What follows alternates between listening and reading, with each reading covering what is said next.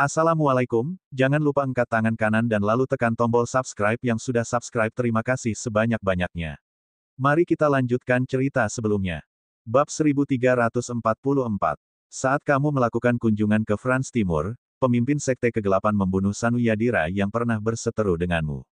Sekarang kamu kembali, pemimpin Sekte Kegelapan malah menyerang kekuatan bela diri kuno. Ini menimbulkan desas-desus, kalau sebenarnya Sekte Kegelapan itu sekte yang kamu atur di belakang layar.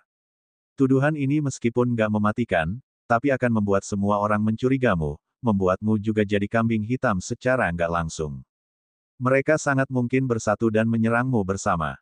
Sama, kalimat itu seperti pencerahan yang membuat Teguh menjadi waspada. Ucapannya benar, jika Sekte Kegelapan tidak memiliki niat jahat, Teguh masih memiliki kemampuan untuk melawan aliansi kekuatan seni bela diri kuno. Dengan adanya Sekte Obat-obatan, Istana Raja Serigala, dan Klan Naga, kekuatan Teguh sendiri sudah cukup kuat. Kalau Sekte Kegelapan itu jahat, maka mereka akan merepotkan. Serangkaian peristiwa yang tampaknya menguntungkan Teguh, tapi justru sebenarnya membuat Teguh menjadi lawan semua orang, ini adalah jurang. 12 besar yang dapat menelan segalanya. Kakak senior, aku tahu, aku pasti akan hati-hati. Teguh menjawab dengan serius. Rina langsung terdiam. Dia dengan susah payah menghilangkan rasa curiga Teguh terhadapnya, tetapi sekarang malah tujuannya untuk melindungi Teguh yang diragukan. Apa yang terjadi? Rina mulai berpikir, apa sebaiknya dia memberitahu suaminya tentang hal ini, agar Teguh tidak lagi memikirkan hal ini dan menganggapnya sebagai musuh. Namun, hal ini tidak boleh dilakukan secara gegabah. Kalau Rina salah mengambil keputusan, ini akan berbalik menjadi hal yang tidak menguntungkannya. Rina harus melihat situasinya terlebih dahulu. Setelah keluar dari istana. Sayang, setelah berpikir lama, Rina memikirkan sebuah rencana lalu bertanya, pernah nggak kamu dengar tentang klan manusia ular? Klan manusia ular. Teguh meliriknya lalu mengerutkan keningnya sambil berpikir, kemudian menjawab, konon, mereka adalah ras yang ada sejak lama, mereka juga ras yang sangat jahat, ras yang nggak bisa diterima oleh masyarakat. Kenapa kamu tiba-tiba tanya? Gini, mendengar Teguh berkata begitu, Rina menjadi terdiam. Dia mengangkat kepalanya, matanya yang indah menatap Teguh dengan tajam, tampak seperti anak yang melakukan kesalahan. Kemudian dia bertanya dengan kesal, sayang, kenapa kamu berpikir kayak gitu? Teguh merasa agak aneh dengan reaksinya, tetapi tetap sabar menjelaskan. Aku pernah mendengarnya, kalau klan manusia ular itu sangat licik dan jahat. Dalam sejarah, beberapa kali terjadi peristiwa di mana ular berubah menjadi bentuk manusia dan menyebabkan bencana buat negara dan rakyatnya. Dan juga, ada serangan manusia ular ke desa-desa penduduk, mereka mengambil semua unggas, ternak, dan bahkan memakan manusia. Hal kayak gini benar-benar keterlaluan dan kita nggak boleh mentoleransinya. Tindakan klan manusia ular seperti ini, menyebut mereka jahat saja sepertinya terlalu ringan. Di akhir ucapannya, Teguh tampak mengernyitkan bibirnya dan menggelengkan kepala. Rina tidak bisa membantah ucapan Teguh. Namun, kehebatannya kali ini diperoleh dari seorang wanita ular, bahkan Rina sudah 3 kali membungkuk dan memanggil wanita itu dengan sebutan guru. Ditambah kekuatan iblis ulah telah meresap ke dalam jiwanya selama beberapa waktu belakangan. Rina pun berkata, sayang, manusia juga ada yang baik dan jahat. Orang baik rela berkorban buat orang lain, berani mengorbankan nyawa demi kebenaran, itulah bentuk kebaikan di dunia. Sedangkan, orang jahat merugikan orang lain demi keuntungan pribadi, dan gak ada rasa belas kasih, itulah orang jahat di dunia. Sama halnya dengan klan manusia ular, mereka juga ada yang baik dan buruk. Kata-kata yang kamu katakan tadi tentang manusia ular memang benar-benar jahat, layak dihukum dan dimusnahkan, tapi itu nggak berarti semua manusia. Ular seperti itu. Siapa tahu, ada manusia ular yang hidup dengan damai dan baik hati, mengapa kamu harus menghakimi mereka?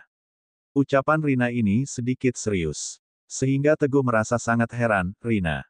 Teguh bertanya dengan bingung, sebelumnya, kamu jarang banget ngomongin hal-hal kayak gini, apalagi berdebat karena hal macam ini. Hari ini, kamu kenapa? Bab 1345. Rina melihat Teguh tampak ragu, hatinya pun menjadi panik.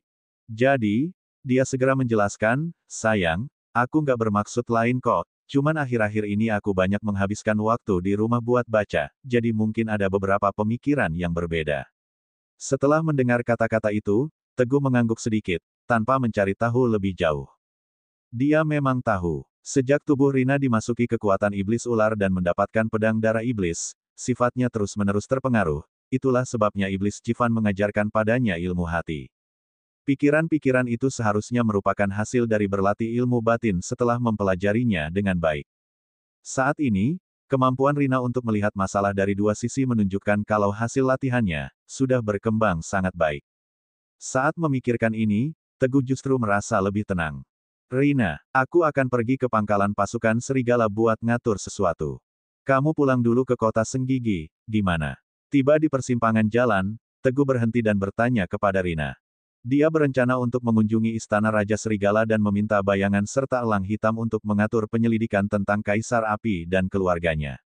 Rina juga memiliki urusan yang perlu dikerjakan, dia pun mengangguk setuju, baiklah, kamu pergi aja, aku akan kembali ke kota Bahari buat nungguin kamu. Keduanya berpisah di sini, masih di Bahari Indah. Setelah Rina kembali, dia segera memanggil Manggala Naga dan orang-orang lain yang telah menyelesaikan tugas mereka. Pemimpin Sekte, Manggala Naga dengan hormat melaporkan, 36 Master dan beberapa murid anggota Sekte Gerbang Darah, termasuk pemimpin Sekte dan para tetua di alam bela diri Raja, telah berhasil dibinasakan. Baiklah, kalian melakukannya dengan sangat baik. Rina menganggukkan kepala dengan penuh penghargaan. Manggala Naga melakukan hal ini ketika dia berada di dekat Teguh, untuk melepaskan diri dari kecurigaan. Tapi, Manggala Naga dengan tajam mengubah pembicaraan, kemudian berkata, meskipun saya dapat menguasai gerakan-gerakan yang diajarkan oleh Anda dengan lancar, tetapi masih agak sedikit kurang baik. Dibandingkan dengan Anda, kekuatannya jauh berbeda. Mendengar ini, Rina mendengus dengan ekspresi dingin, kamu sekarang hanya punya kekuatan alam kaisar kultivasi, mampu menggunakan sedikit kemampuan aja udah jadi batas maksimummu, ingatlah jangan terlalu rakus dan buru-buru, terus. Berbicara tentang ini, terlihat kilauan dingin terlintas di mata Rina yang menawan, jika kamu memaksakan diri buat terus berkultivasi, ada risiko jatuh ke dalam kegelapan. Ingatlah, yang aku mau itu bawahan yang benar-benar patuh, bukan mesin pembunuh yang gila dan tanpa akal. Mungkin nanti, aku akan membunuhmu dengan tanganku sendiri. Belum selesai bicara, aura pembunuhan yang mencekam langsung melonjak ke langit dan seketika menenggelamkan Manggala Naga. Saat ini, roh-roh jahat Manggala Naga muncul, hingga membuat keringat dinginnya mengalir deras. Bruk, dia segera berlutut di tanah, kemudian berkata, tenanglah, aku pasti akan ingat, aku pasti nggak akan terlalu dalam mempelajarinya, dan hanya menjadi bawahan yang paling patuh kepada Anda. Manggala Naga ingat dengan sangat jelas. Di hadapannya, Rina memiliki kekuatan yang lebih hebat daripada Pak Yuda, dan seringkali lebih kejam dari Pak Yuda dalam beberapa hal. Bangunlah. Rina hanya memberi peringatan padanya. Terima kasih, Nona. Manggala Naga baru berani berdiri. Kemudian, Rina bertanya lagi, aku dengar Kaisar mengatakan kalau ada tanda-tanda semua kekuatan bela diri kuno di Serenara sedang bersatu. Apakah kamu tahu hal ini? Manggala Naga mengerutkan keningnya dengan serius, lalu berkata, salam Nona, hal itu benar. Sebelum pergi ke France, saya sudah menemukan tanda-tanda bahwa perusahaan yang dikuasai oleh kekuatan bela diri kuno sudah tergabung bersama. Awalnya, saya nggak terlalu memikirkannya. Namun, saat saya pergi untuk mengepung Sekte Gerbang Darah, saya mendapatkan beberapa petunjuk dari sekte itu kalau mereka sepertinya merencanakan sesuatu yang besar. Tapi mereka kurang jelas menceritakan tentang apa yang sebenarnya terjadi, sehingga saya belum sepenuhnya paham. Ternyata memang ada yang tidak beres. Mata indah Rina melotot dengan tajam, dengan dingin dia berkata, berikan perintah buat awasi seluruh kekuatan bela diri kuno. Begitu ada pergerakan atau merencanakan sesuatu yang merugikan. Bunuh semuanya, jangan tinggalkan satu orang pun. Bunuh tanpa ampun. Ini adalah cara Rina Yulianto. Manggala Naga tidak bisa menahan diri, matanya menyipit kemudian menjawab, baik Tuan. Setelah menerima perintah, dia pun pergi meninggalkan Rina. Bab 1346. Selepas kepergian Manggala Naga, Rina mengangkat kepalanya ke atas menatap langit biru yang cerah dengan beberapa gumpalan awan hitam yang tampak mengepung seisi langit. Aku nggak peduli, mau kalian punya rencana atau tujuan jahat sekalipun. Rina bersuara kecil, tetapi nada bicara itu seolah mengandung hawa dingin yang mencekam. Berani sentuh suamiku sedikit saja, kalian adalah musuhku. Kalau sampai kalian berani melukainya sedikit saja, akan kuhabisi satu keluarga kalian. Tapi aku harap, jangan sampai kalian memaksaku untuk benar-benar berbuat kasar. Jeger, di tengah langit yang cerah, suara petir seketika menyambar, membuat semua orang terkejut mendengarnya. Pangkalan pasukan serigala. Kak Teguh, semua anggota istana Raja Serigala sudah lengkap. Bayangan membawa serombongan pria berbadan kekar di belakangnya, wajah pria itu terlihat bangga sembari berjalan lurus ke arah Teguh. Bagus, bagus. Merasa puas dengan pemandangan para pria kekar dengan tampang bersemangat di depannya, Teguh tak hentinya menganggukkan kepala. Selama beberapa periode ini, para master alam bela diri yang dimiliki Istana Raja Serigala sudah berjumlah lebih dari 100, bahkan sudah bisa dikatakan setara dengan keluarga bela diri kuno. Salah satu dari mereka, terdapat seorang pria yang memiliki aura kuat di sekujur tubuhnya, hingga membuat Teguh merasa kagum dan terkejut padanya. Semua tetap fokus. Teguh memicingkan mata lalu melayangkan tatapan tajam menyapu seisi ruangan. Semua orang seketika merinding dan takut membalas tatapan maut itu. Aku akan mulai periksa hasil kultivasi kalian. Siap? Laksanakan. Mereka tidak boleh lengah saat Sang Raja Serigala akan memeriksa hasil kultivasi mereka. Satu persatu mulai berdiri tegap dan membusungkan dada. Tampak di wajah mereka rasa cemas sekaligus harapan yang besar. Benar-benar terlihat seperti para murid SD yang sedang berbaris menunggu giliran diperiksa oleh guru.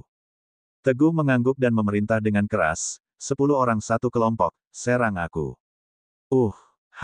Ark. Setelah itu, para anggota mulai membentuk kelompok kecil yang berisikan 10 orang dan mulai menyerang Teguh sekuat tenaga. Apakah serangan itu berhasil mengenai seorang yang mulia Raja Serigala atau tidak?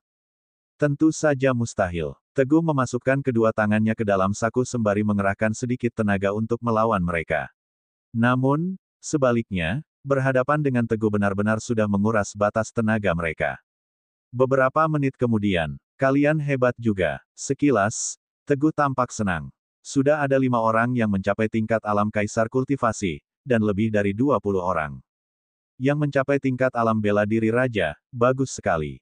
Alam kaisar kultivasi. Bahkan sekalipun berada di sekte obat-obatan milik keluarga Yadira, memiliki kekuatan bela diri kuno di tingkat ini sudah bisa dikatakan sebagai seorang master. Kemungkinan orang-orang akan menganggap segala hal yang berhubungan dengan kekuatan bela diri kuno itu sangat lemah. Namun, sebenarnya fakta berkata lain. Orang yang memiliki kekuatan bela diri kuno, terbilang terbatas jumlahnya. Secara umum, hanya terdapat kurang dari 100 orang yang memiliki kekuatan ini. Bahkan ditambah dengan inti keluarga jumlahnya tidak menyentuh angka 100 yang mampu melahirkan seorang master di alam kaisar kultivasi. Sedangkan mereka yang bergabung dalam pasukan serigala merupakan para elit terpilih dari lebih 1 triliun penduduk Serenara. Perbandingan seperti ini membuatnya lebih mudah untuk dimengerti. Tidak hanya itu, Istana Raja Serigala akan terus berkembang dan tak hentinya menciptakan sejumlah master berbakat dan kuat. Mereka akan bersinar terang usai mendapatkan pelatihan rahasia tersebut. Namun, setelah mengatakan itu, Teguh seketika berubah serius. Aku harap, kalian bisa semakin berkembang dan mencapai tingkat kekuatan yang lebih tinggi. Jangan terlalu cepat puas dengan kekuatan kalian saat ini. Kalian paham? Selesai mengatakan itu, Teguh kembali menyapu pandangan ke arah semua master. Siap? Laksanakan. Para master bersorak semangat menyetujui perintah Teguh. Selain itu, bab 1347. Teguh kembali melanjutkan, apapun proses dan gerakan kultivasi yang kalian inginkan, jangan lupa laporkan dan mendaftarkannya kepada bayangan. Setiap selang beberapa waktu, aku akan menyuruh bayangan menegosiasikannya pada sekte obat-obatan. Intinya, aku akan mengusahakan yang terbaik untuk menyediakan kebutuhan kalian, terkait seberapa jauh kalian bisa berkembang, semua tergantung usaha kalian sendiri. Para master bersorak dengan tegas dan kompak, kami nggak akan mengecewakan harapan dan ajaran dari Raja Serigala. Ya, Teguh mengangguk dan membubarkan kerumunan. Pulanglah, lanjutkan kultivasi kalian. Kalau ada tugas selanjutnya, akan kubarai lewat bayangan. Setelah itu, Teguh kembali memanggil elang tanduk. Setelah kekuatannya mencapai alam bela diri, elang hitam berfokus penuh dalam latihan kultivasinya. Segala hal yang berhubungan dengan intelijen diserahkan sepenuhnya kepada elang tanduk, sang kapten medali emas. Elang tanduk, aku ada tugas untukmu. Nada bicara Teguh terdengar. Serius. Untuk sementara, prioritaskan tugas ini, cari keberadaan seorang keturunan keluarga misterius. Kurang lebih hampir 100 tahun yang lalu, keluarga misterius ini memiliki seorang leluhur yang dijuluki Raja Api, dan kekuatan leluhur itu sudah mencapai kekuatan yang melampaui master alam bela diri suci. Melampaui alam bela diri suci. Apabila perkataan itu sampai tersebar, satu dunia pasti terguncangkan. Setelah mendengar perkataan itu, Elang Tanduk segera menyadari seberapa pentingnya tugas itu dan langsung menjawab, "Baik Raja Serigala, segera laksanakan." Usai mengatur segalanya, Teguh langsung pergi. Sembari memperkuat kekuatan dirinya sendiri, tak lupa, Teguh juga memantau kondisi yang terjadi di Serenara. Keesokan harinya, baru saja terbangun dari meditasinya, Teguh mendapatkan sebuah kabar dari Elang Tanduk. "Yang Mulia Raja Serigala, aku sudah cari tahu, tapi nggak ada jejak sedikit pun tentang keluarga sakti itu. Nggak ada seorang leluhur dengan kekuatan yang melampaui alam bela diri suci dan punya julukan, Raja Api, seperti yang kamu bilang.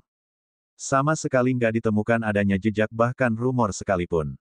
Seolah, keluarga seperti itu nggak pernah ada." Usai mendengar berita itu, Teguh mulai khawatir. Dia sudah bersumpah di hadapan Abu Jenazah Pulau Posei. Namun, sekarang, "Oke, aku mengerti. Teruskan pencariannya dan laporkan kembali padaku." Teguh mengangkat tangan, membubarkan staf intelijennya. Setelah itu, setelah merenungkannya, Teguh pergi menemui sekte obat-obatan. Di Gunung Yavana, melihat Teguh kembali mengunjunginya, Sena terlihat senang. "Teguh, ada apa kemari? Ada yang ingin kutanyakan padamu." Teguh langsung menambahkan, "Selama beberapa tahun ini, sekte obat-obatan pastinya punya badan intelijennya sendiri, kan? Apa kalian pernah mendengar tentang keluarga kuno?" Sena mengernyitkan alisnya, "Keluarga kuno seperti apa yang kamu maksud?" "Keluarga ini pernah memiliki seorang leluhur yang dikenal dengan Raja Api. Dia merupakan seorang master dengan kekuatan tingkat tertinggi di alam bela diri suci, bahkan bisa dibilang kekuatannya melampaui alam itu." Teguh tidak tahu pasti seberapa kuat kekuatan Raja Api, namun, pria dari benua Eronia itu mampu bertahan hidup selama 200 tahun lamanya bahkan setelah disiksa habis-habisan dan terkurung di dalam penjara. Satu hal yang sudah pasti benar adanya, yakni kekuatannya sudah melampaui alam bela diri suci. Raja Api, kekuatannya melampaui alam bela diri suci. Bibir menggoda milik wanita itu terbuka saking terkejutnya, raut wajahnya tampak kebingungan. Setelah memikirkannya sejenak, Sena kembali bersuara, "Enggak, aku sama sekali enggak pernah mendengarnya." Teguh merasa bingung. Bahkan sekte obat-obatan saja sama sekali tidak pernah mendengarnya. Duar, ketika sebuah ledakan dahsyat yang diiringi embusan angin hebat terdengar menggelegar dari arah belakang gunung sekte obat-obatan. Seolah-olah, saking hebatnya ledakan itu, seluruh pergerakan di sekitarnya tak terdengar sedikitpun. Teguh dan Sena saling bertukar pandang, keduanya terlihat terkejut mendengar asal suara itu. Ledakan ini terlalu hebat. Bab 1348. Ayo. Setelah mengatakan itu, Teguh dan Sena segera berlari ke arah belakang gunung. Tepat di hadapan mereka, tampak Tafik dan para tetua lainnya ikut berlari ke arah belakang gunung mencari sumber ledakan hebat tersebut. Putri Suci. Putri Suci. Sebelum lepas dari jabatan, Tejasvi mewariskan segala urusan yang berhubungan dengan sekte obat-obatan kepada Sena, sehingga Tafik yang merupakan bawahan Tejasvi menunggu perintah Sena untuk bertindak. "Ayo." Sena dengan tegas memerintahkan sejumlah orang untuk maju. Tak lama kemudian, Teguh dan Sena bersama sekelompok orang itu pun tiba di tengah lereng belakang gunung. Berdiri tepat di titik itu, sebuah energi hebat seketika terasa mengguncangkan. Elni aroma alam bela diri suci. Teguh yang berkali-kali berpengalaman bertarung dengan master alam bela diri suci dalam sekejap bisa mengenali aroma tersebut. Alam bela diri suci. Ketua Tejasvi berhasil melampaui batasnya. Ternyata sekte obat-obatan kita juga punya seorang master yang berada di alam bela diri suci. Bagus sekali. Para sesepuh dan murid sekte obat-obatan, termasuk Tafik sendiri begitu kegirangan melihat wujud ketua sekte mereka saat ini. Sena menjelaskannya kepada Teguh, itu adalah tempat kakek bermeditasi, sepertinya kekuatannya sudah mencapai alam bela diri suci. Baru saja selesai berbicara, duar, tiba-tiba sebuah ledakan hebat kembali menghantam area itu. Meskipun berjarak puluhan meter, semua orang bisa merasakan gelombang dahsyat yang menerpa mereka. Hamparan bunga, rumput dan pepohonan yang tumbuh di sekitar seketika berubah layu. Bebatuan ikut berhamburan bersamaan dengan suara gemuruh yang ikut mendatangkan terpaan angin ribut. Ini, Sena merasa ada yang tidak beres dengan situasi saat ini, dia mengernyitkan keningnya dan berkata, ini gawat, aku harus masuk ke dalam untuk mengetahui apa yang sebenarnya terjadi. Sambil berkata demikian, dia bersiap-siap masuk ke dalam pusat ledakan. Jangan, namun, belum sempat Sena melangkah, Teguh sudah lebih dulu menghalangnya. Sena menatap bingung pria itu. Teguh memandang lurus ke arah pusat ledakan, wajahnya terlihat serius sembari berkata. Situasinya terlihat rumit, jangan gegabah. Mamun. Kakeknya sedang berada di dalam pusat ledakan itu, bagaimana mungkin Sena berdiam diri saja? Wusis. Wush. Baru saja ingin melawan omongan Teguh, Sena melihat sosok pria perlahan keluar dari pusat ledakan tersebut. Sosok itu terlihat tak asing. Dia adalah Tejasvi. Namun, wujud Tejasvi saat ini tampak berbeda, tampangnya berantakan, rambut putihnya terlihat kacau dan kusut, kedua bola matanya memancarkan warna merah darah, benar-benar terlihat seperti singa berambut emas. Kakek, melihat itu, Sena langsung bersuara, apa yang terjadi? Ada yang nggak beres. Belum selesai berbicara, Teguh sudah memotong ucapannya. Sena merasa kesal dan kembali bertanya, Teguh, sebenarnya apa sih yang kamu temukan, kenapa sampai melarangku mendekati kakek? Wush! Belum sempat Teguh menjawabnya, tiba-tiba Tejasvi mulai menyerangnya. Melihat kerumunan di hadapannya, Tejasvi merentangkan kedua kakinya terbang ke udara dan seketika pria itu sudah berada tepat di atas para kerumunan. Prak! Tejasvi menggerakkan pergelangan tangannya, kemudian menghasilkan sebuah energi hebat dan langsung menembakkannya ke arah Sena. Kakek! Sena tidak pernah menyangka bahwa sang kakek akan menyerangnya. Seketika, Sena terdiam di tempat seolah tubuhnya mati kutu, dan hanya bisa berteriak histeris. Untung saja, beruntung Teguh dengan sigap bisa menyadari ada sesuatu yang tidak beres. Dia menarik Sena ke belakangnya dan langsung menyerang balik.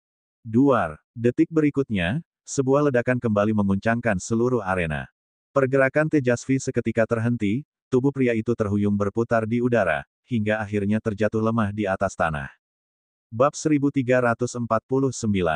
Di samping itu, Teguh juga ikut terpukul hingga mundur beberapa langkah, sampai akhirnya kembali berdiri tegak.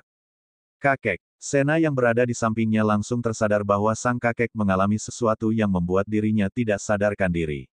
Sena pun segera mendekat dan tak henti menanyakan kondisi sang kakek. Apa yang sebenarnya terjadi denganmu? Tejasvi tidak mungkin bisa menjawabnya. Bahkan dia bertindak sebaliknya. Begitu mendengar suara Sena, kedua bola mata Tejasvi seketika berubah merah gelap dan tak hentinya menatap tajam ke arah Teguh. Untungnya pria tua itu tertahan dan tidak bisa menyerang Teguh. Kemungkinan dia dikendalikan oleh energi jahat.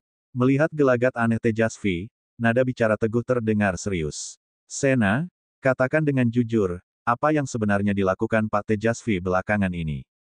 Hal ini sudah menyangkut keselamatan kakeknya, Sena tidak lagi menyembunyikannya. Segera, dia menceritakan semuanya dengan jelas dan rinci. Sejak pertempuran terakhir di area Kemala, penjaga agung kembali dengan luka parah di tubuhnya, dia sadar bahwa ajalnya sudah dekat, makanya dia memutuskan untuk melakukan pengabdian terakhir kepada Sekte Obat-obatan. Dia memberikan semua kekuatan dan jurus yang dia miliki selama bertahun-tahun di tubuhnya kepada kakek. Ternyata begitu. Teguh melirik ke arah Tejasvi sembari menghela napasnya. Penjaga agung memang berniat baik, tapi tubuh kakekmu ini nggak mampu menahan kekuatan itu sekaligus. Salah sedikit bisa-bisa dia terjerumus dalam energi iblis. Kekuatan Tejasvi hanya berada di tahap akhir alam kaisar kultivasi, sedangkan penjaga agung Sekte Obat-obatan berada di tahap akhir alam bela diri dewa. Tahapan ini hampir mendekati alam bela diri suci. Melompati tahap kekuatan dari alam kaisar kultivasi langsung ke alam bela diri suci. Tentu saja terdengar mustahil, jaraknya terlampau cukup besar. Kalau sampai membuat sedikit saja kesalahan, bisa-bisa terjerumus ke dalam energi iblis. Lalu sekarang gimana? Mendengar omongan Teguh, Sena menjadi gelisah. Terjerumus dalam energi iblis. Sekarang penjaga agung sudah tiada, kalau sampai sesuatu terjadi pada kakek, bagaimana dengan nasib Sekte Obat-obatan? Kita omongkan nanti, tahan dia dulu. Untuk sesaat, Teguh tak bisa memikirkan solusi yang lebih efektif. Mendengar perkataan Teguh, Tejasvi yang hampir terjerumus dalam energi iblis itu seolah mengerti dan langsung bergerak menyerang ke arah sekelompok kerumunan di hadapannya. Namun, akibat energi iblis tersebut, dia tidak dapat mengerahkan jurusnya. Suasana seisi arena berubah kacau dan tak terkendali. Teguh tidak ingin bertarung dengan seorang yang berada di alam bela diri suci, dia bisa saja lepas tangan, tetapi mustahil dirinya melepaskannya begitu saja.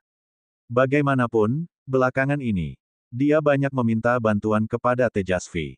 Hanya saja, seluruh kekuatan penjaga agung sudah sepenuhnya menempel pada Tejasvi, hingga membuat kekuatan pria tua itu berada di tingkatan alam bela diri suci. Bisa dibilang kekuatan Tejasvi saat ini sudah jauh di atas Teguh. Tanpa tombak kijang perak, Teguh tidak akan bisa menggunakan teknik tapak embusan api, dan hanya bisa mengandalkan tenaga dalamnya saja. Tentunya, dalam sekejap kekuatan Tejasvi bisa mengungguli kekuatan Teguh. Nggak mungkin, nggak bisa terus-terusan beginil. Seketika sebuah pikiran terlintas dalam benak Teguh, sebuah jarum perak tiba-tiba muncul di atas telapak tangannya. Wus, wus. Di tengah pertempuran sengit itu, kilauan cahaya perak layaknya gemerlap bintang, berterbangan langsung menuju arah titik akupuntur Tejasvi. Teguh ingin menggunakan cara ini untuk menahan dan mengendalikan Tejasvi, sehingga area ini bisa terhindar dari pertarungan yang tidak diinginkan dan berakhir pertumpahan darah. Hanya saja, di luar, kring, belum sempat jarum perak milik Teguh itu terbang menusuk ke arah Tejasvi, kakek tua itu sudah menghalau jarum itu hingga berakhir menancap ke arah pohon. Bahkan jarum itu sama sekali belum menyentuh kulit Tejasvi. Sementara itu, situasi Teguh makin terancam. Aku ada ide. Setelah melihat pergerakan dari Teguh, Sena terbesit sebuah ide. Semua sesepuh dan murid sekte obat-obatan, dengarkan aku. Aktifkan formasi bintang agung siklus penuh bersamaku dan kelilingi kakek. Lalu dengan bantuan teknik akupuntur teguli, ayo kita musnahkan energi iblis dalam tubuh kakek. Cara ini memang efektif. Semua orang yang mendengar itu, termasuk Tafik segera bersorak menyetujui. Siap, laksanakan. Setelah itu, puluhan orang berdiri membentuk sebuah formasi mistis sembari menyebar mengelilingi Tejasvi dari berbagai sisi, kemudian kemilau bintang-bintang mulai memusat ke udara. Serang! Sena meneriakkan perintah. Seluruh master baik yang memiliki kekuatan tahap alam kaisar kultivasi hingga alam bela diri raja, mulai menyerang di bawah perintah itu. Bab 1350. Duar, terpaan angin ribut mengudara bergerak mengelilingi seisi arena, tanpa menyisakan sedikit pun celah bagi Teguh untuk menghindar. Swoosh, swoosh. Tentu saja serangan itu bukan atas dasar kemauan Tejasvi, melainkan akibat pengaruh energi iblis, hingga membuat kesadaran dalam dirinya ikut meronta melawan energi iblis tersebut. Kerahkan seluruh tenaga kalian. Jangan sampai kakek berhasil kabur. Memerintah Blend dengan Sena memerintahkan dengan tegas para master yang berada di sana. Berkat perintah itu, para master sekte obat-obatan bertahan dengan gigih. Sekalipun kekuatan alam bela diri suci milik Tejasvi menghempaskan serangan yang membuat mereka sesak dan batuk berdarah, tetapi mereka tetap bertahan tanpa sedikit pun berniat untuk melepaskan genggaman. Duar, duar, duar. Di samping itu, Teguh juga tidak tinggal diam, dia ikut andil dengan menusukkan jarum perak miliknya tepat pada titik akupuntur di tubuh Tejasvi. Perlahan-lahan, perlawanan Tejasvi makin melemah, warna merah pada kedua bola matanya pun ikut memudar. Wush, shoot, prak, begitu Teguh menancapkan jarum perak ke tubuh Tejasvi, jarum itu perlahan bergerak menyusuri seisi tubuhnya. Setiap kali jarum itu bergerak, terlihat seutas aliran nadi yang tampak mengalir dalam tubuh Tejasvi. Namun, yang terlihat di mata telanjang orang biasa hanyalah kilauan cahaya silau dan redup yang tak hentinya memancarkan cahaya. Teknik yang digunakan Teguh saat ini merupakan teknik akupuntur yang berguna untuk memusnahkan energi iblis dalam tubuh seseorang, yakni disebut jarum pemusnah 1000 iblis. Huah, huah. Tepat saat teknik jarum itu dilaksanakan, Tejasvi tampak tak hentinya menarik napas seperti orang yang kehabisan oksigen. Saat ini, Tejasvi hendak memuntahkan seonggok tenaga dalam yang amat hebat dari dalam tubuhnya, bahkan membuat sekelilingnya berubah bentuk. Teguh tahu, alasan mengapa Tejasvi bisa hampir terjerumus dalam energi iblis ini karena dia memiliki kelebihan energi kuat. Shoot, shoot. Sesaat kemudian, Teguh mulai menepuk sekujur tubuh Tejasvi dan kembali menancapkan jarum perak guna menstabilkan tenaga dalam kakek tua itu. Alasan Teguh menghindari melawan kekuatan alam bela diri suci ialah karena kalau sampai Tejasvi benar-benar berubah menjadi iblis, takutnya kekuatan dahsyat dalam dirinya juga akan ikut terlepas. Seketika seluruh tubuh Tejasvi perlahan membaik, pria tua itu terlihat seolah sedang terlelap dalam alam mimpinya. Seluruh proses penyelamatan ini memakan waktu kurang lebih setengah jam lamanya. Tejasvi perlahan terbangun dan menatap sekelilingnya dengan tatapan cemas. Tenaga dalam kekuatan alam bela diri suci benar-benar menakutkan. Setelah mengatakan itu, sorot matanya menangkap sosok Teguh. Kakek tua itu segera berterima kasih padanya. Teguh, kalau bukan berkat kamu, hari ini aku pasti sudah terjerumus dalam energi iblis. Maku pasti nggak cuman kehilangan nyawaku, tapi seluruh tempat ini pasti akan hancur sehancurnya. Mendengar itu, sekujur tubuh Teguh seketika merinding. Sekalipun terjerumus dalam energi iblis, seluruh ingatan pria tua itu tidak hilang sedikit pun.